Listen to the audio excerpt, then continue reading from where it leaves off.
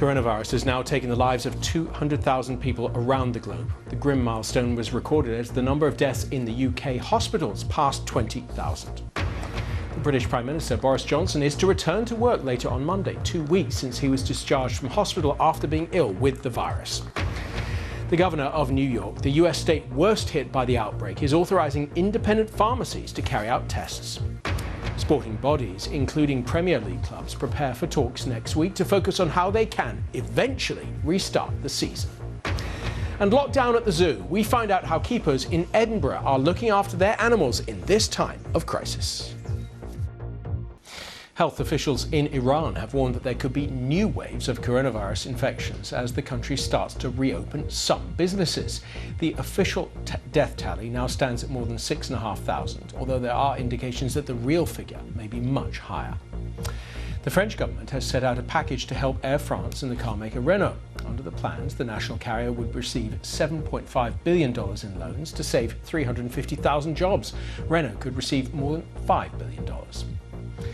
The Indian government has allowed neighbourhood stores to reopen more than a month after they were shut due to the crisis. The Interior Ministry said only 50% of staff should work, and only if they adhered to safety precautions.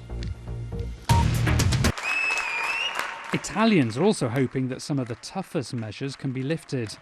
As the country celebrates the anniversary of the defeat of the Nazis in World War II, there are hopes that the government may announce a plan for lifting restrictions in May.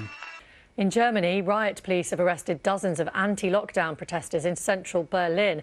Around 1,000 people ignored restrictions to hold the rally, which has become a weekly event in the German capital.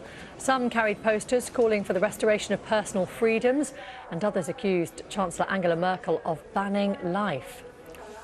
Now, this morning, you have to spare a thought for the thousands of runners who should be waking up ready to run the London Marathon that was supposed to take place today. All that training is now on hold until October the 4th, at least. That's when it's being rescheduled. It also does mean, though, that charities are missing out on millions of pounds in fundraising. So organisers have come up with an alternative way for runners to raise that cash without even leaving their homes. I've been finding out a little bit more. It's the world's biggest one-day fundraising event, and today more than 40,000 of you should have been strapping on your trainers to take part. And with no London Marathon this year, thousands of charities are missing out on the millions of pounds that would have been raised. But organisers have come up with an alternative.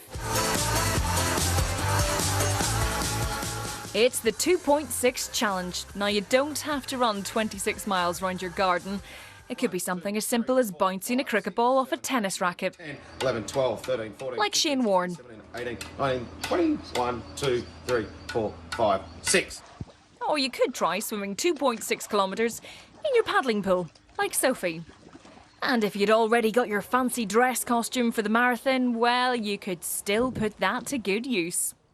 Among those taking on the challenge, Eleanor Davies. She was due to compete as an elite athlete, but instead will be at work as a doctor, looking after patients on the Covid ward.